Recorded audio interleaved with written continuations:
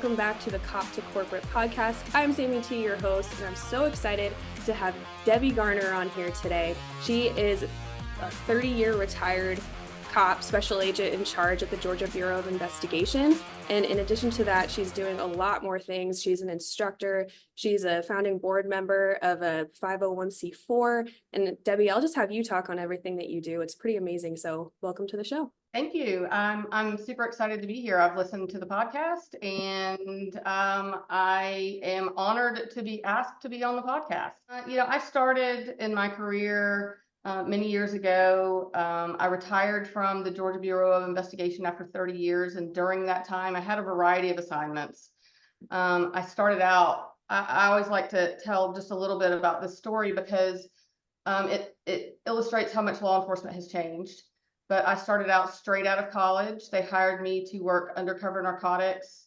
I drove all over the state of Georgia buying crack undercover for $17,000 a year in my personal car.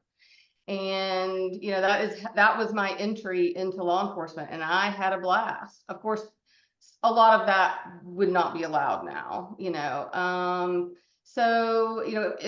after that, I worked healthcare fraud for many years. I helped manage our fusion center for the state of Georgia, and I managed the terrorism intelligence portion of that function. I helped manage our Atlanta field office, which investigates all types of crimes: rape, robbery, homicide, political corruption, officer involved use of force. And then I also, the last 8 years of my career was spent as the special agent in charge of GBI's Child Exploitation and Computer Crimes Unit. Very nerdy stuff. And whoever holds that position in the GBI is also the ICAC Commander for the state of Georgia. So I was the Internet Crimes Against Children Task Force Commander for the state of Georgia. And by far, that was my favorite assignment. I think everybody probably has a favorite assignment, but that was mine. Yeah, and that sounds like it was probably one of the toughest that you could ever choose to do, but maybe the most fulfilling. I read that you, as a leader, were able to assist in the arrest of over 2,500 offenders. So that was a task force number. So in the 8 years that I was commander, the task force as a whole arrested about 2,500 offenders who were charged with child exploitation offenses, from possession, distribution, production of child sexual abuse material, commonly referred to as child pornography in the law. That was, those stats were added up at my retirement, and I was even floored by the number because, year after year, you're plugging along, we're all doing what we're supposed to be doing. I viewed my job as getting the people who were investigating these crimes what they needed to do their job. And so at the end, in retirement, I was like, wow, okay, the task force did really well. So. Yes, exactly. So you retired after 30 years. What was the catalyst for you to say, okay, this is it? What is my next step? So I reached 30 years was full retirement with the state of Georgia. And I really started looking for my life after law enforcement career, thinking it would take me a couple of years to sort of work through that process, figure out that, find a job. But I had made some really great connections and built really great relationships with some of the digital forensics companies that we purchased tooling from for our digital forensics lab. And I remember thinking, I am going to have to step outside my comfort zone. And I did. And I approached these companies at a conference that I went to and said, I am nearing my, 30 years where I can retire. And I am looking for my next career family. And I would love to work for you, Gray Shift. Which was actually the company I ended up working for. And they said, wow, actually, yes, we would like that. And I was like, is it really that easy?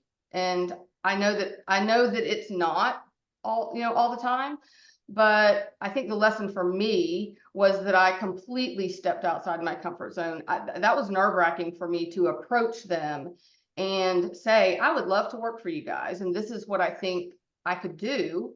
And that actually worked. So, Yeah. so because of that, the process of leaving went a lot faster. Like I said, I thought, around 30 years, it would take me a couple of years to maybe find a job. I retired at about 30 years, 4 months. As soon as I said that, I was hired by that company, by Gray Shift, about 4 months later. That's amazing. And I definitely want to talk more about the connections that you made in order to make that happen. But to kind of go off on a little tangent, you once wrote a post. I'm going to read a quote from it. You said, "There is a time in my career when I thought the most interesting thing about me was the fact that I was a cop. I really thought that. It was what people found intriguing, and I liked that. But it's a dangerous thought if held singularly or indefinitely." And I think a lot of people relate to this, no matter how many years in law enforcement you work, especially once you get to 30 years, you're like, I graduated college and I've spent my entire life doing Yes, this. So who am I? And exactly. I left law enforcement probably 2.5 years ago at this point. But even with my job now, I still identify as the cop on my team.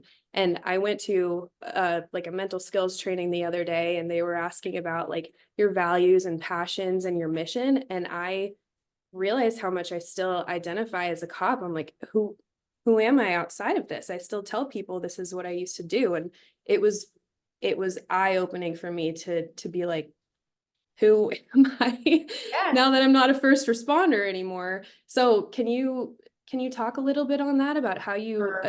how you came I like, remember. I remember those yeah, feelings. Being a young special agent, and everybody thought that was so cool, being a law enforcement officer, and we do get a lot of attention. People like to hear our stories, and most of them, not all, but they like to hear our stories, and there's a coolness factor to it, for lack of a better way to put it. And I really thought that that was the most interesting thing about me. And it is dangerous. But I think as I grew and traveled more, I had kids, I did some really cool stuff outside of law enforcement. And I think I just became more well-rounded. Those thoughts sort of went away. Now, do I still think law enforcement, being in law enforcement, was probably one of the coolest jobs I could ever have? I got to do some amazing things during my career and go amazing places. But I still, but I still think that I grew out of the need for people to know that was my profession, because I thought that was the only way that they would find me interesting. right? Now, with that said, in law enforcement, I mean, in retirement, I still identify as law enforcement. I think I wrote another post where I still say we and us when I'm referring to law enforcement, like I'm still in law enforcement, and I'm not. Now, I strategically chose the companies that I work with in retirement because they work with law enforcement. I still feel like I'm part of the mission. I still feel like I'm part of the team. So when I say we and us, I'm not a sworn law enforcement officer anymore, but I still feel like I'm part of the community, and nobody's ever made me feel any different. I think that's really important too for people that don't want to necessarily let go of that aspect of their identity. And it's okay if you don't want to, especially like you work so hard, you put your life on the line every single day. So it's okay. But to be able to find a job afterwards that you still feel like you're part of it a little bit, like Mhm. that's what I was looking for. And now I work for a Yes. nonprofit where that's still helps first responders and veterans. So I still feel like I'm in that space, and I'm so thankful for it. But that's also what keeps me attached to my cop identity. Mhm. So you're saying that having a strong identity outside of work, having friends who aren't cops, doing things that don't have to do with law enforcement is really what helped you. Yes, absolutely. So I think one of my favorite things is, I have two kids. They're college age, they're adults. And I think my favorite thing to do is to travel with them or help people experience things that they've never done before. I've gotten to do so many cool things, a lot because I was a law enforcement officer. And I almost, it's not really the same, but it's the same. I enjoy helping other people do things and experience things that they've never done before. Whether that's, I'm a little bit of an adrenaline junkie. I know that your listeners will probably, that will resonate with them, because I think all of us are a little bit who have been in law enforcement. So, doing really cool things, like we've been shark diving and swimming with the manatees and balloon rides and hang gliding and, like all of these things. But I enjoy watching and helping other people do things that are outside their comfort zone or that are on their bucket list. So that is how I have fun outside of law enforcement, but I still think it's related.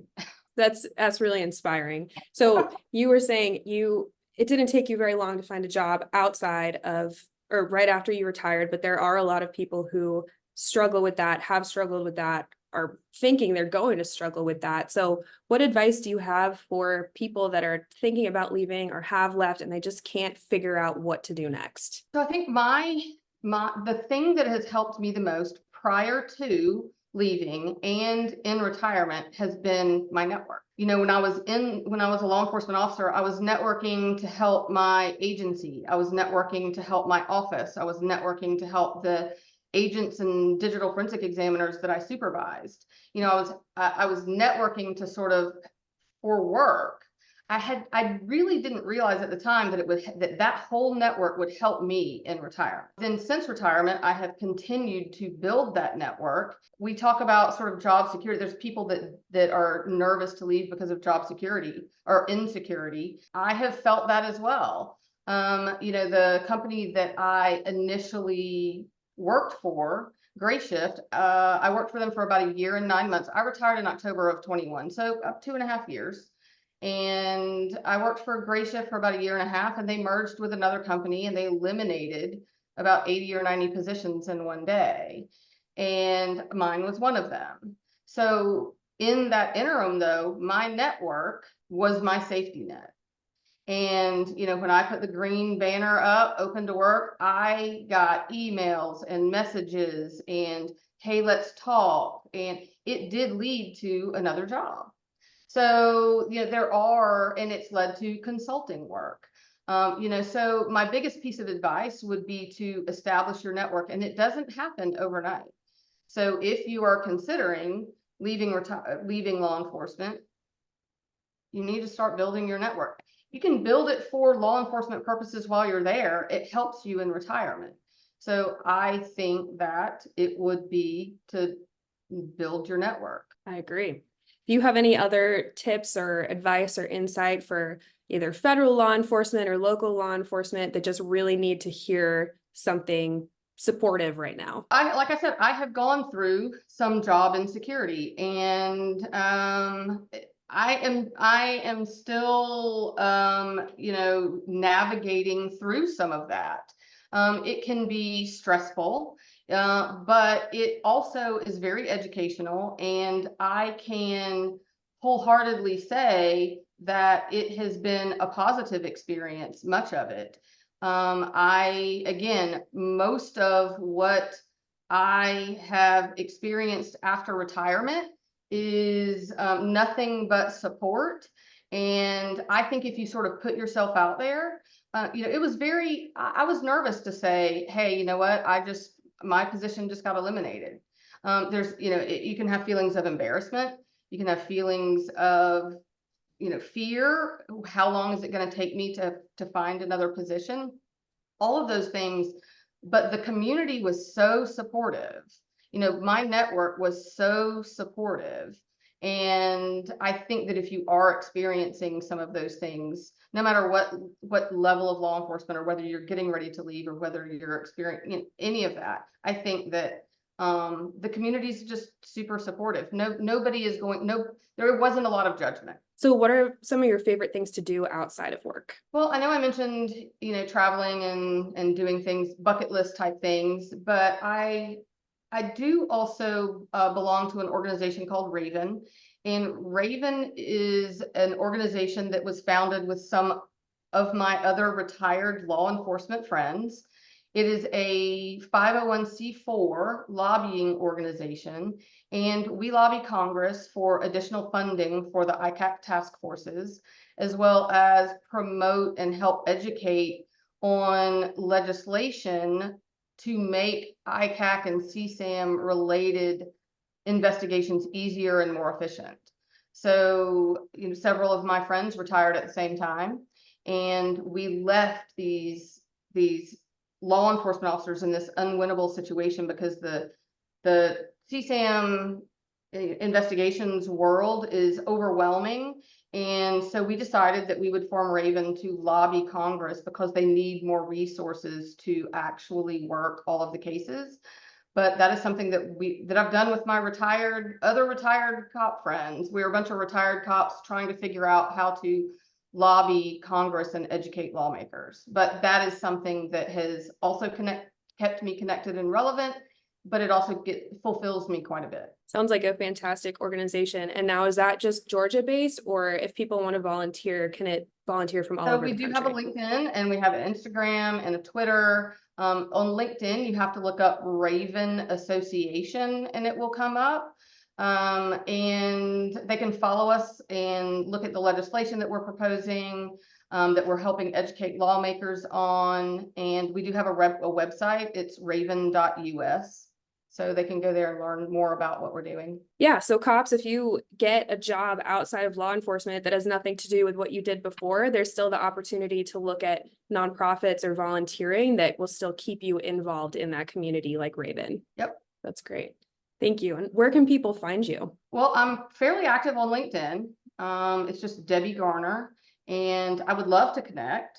But that's pretty much where I live, at least most days. Sounds good. Well, we really appreciate you coming on here. Thank you so much. And hopefully we'll be able to get some people to interact with your posts and learn a little bit more from you every day. Absolutely. Thanks, Sammy. Thank you.